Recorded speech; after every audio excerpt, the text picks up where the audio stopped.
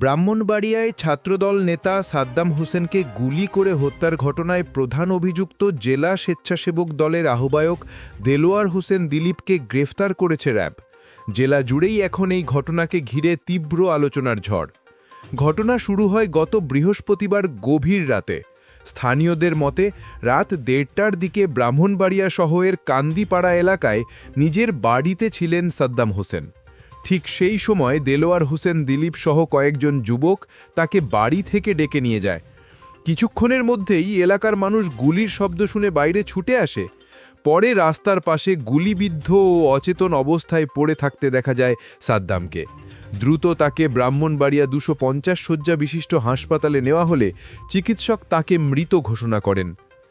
নিহতের পরিবারের দাবি, এই হত্যাকাণ্ড পরিকল্পিত। তারা অভিযোগ করছেন দেলোয়ার হোসেন দিলীপ রাজনৈতিক প্রতিপক্ষকে ফাঁসানোর উদ্দেশ্যে সাদ্দামকে ডেকে নিয়ে গিয়ে গুলি করে হত্যা করেছে।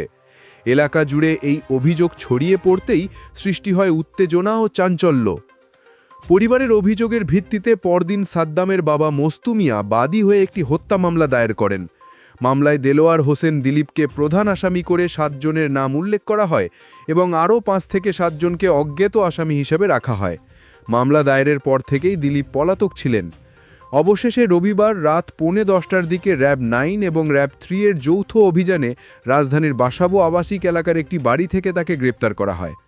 র্যাব জানায়, গোপন সংবাদের ভিত্তিতে তারা অভিযান চালায় এবং আত্মগোপনে থাকা দিলীপকে খুবই সুপরিকল্পিতভাবে গ্রেপ্তার করে। বর্তমানে তাকে জিজ্ঞাসাবাদ করা হচ্ছে এবং প্রাথমিক জিজ্ঞাসাবাদ শেষে তাকে ব্রাহ্মণবাড়িয়া সদর থানায় হস্তান্তর করার প্রস্তুতি চলছে। স্থানীয়রা মনে করছে দেলোয়ারের গ্রেপ্তারের পর এই হত্যাকাণ্ডের প্রকৃত রহস্য সামনে আসবে এবং প্রকাশ পাবে ঘটনার পেছনে থাকা আসল কারণ।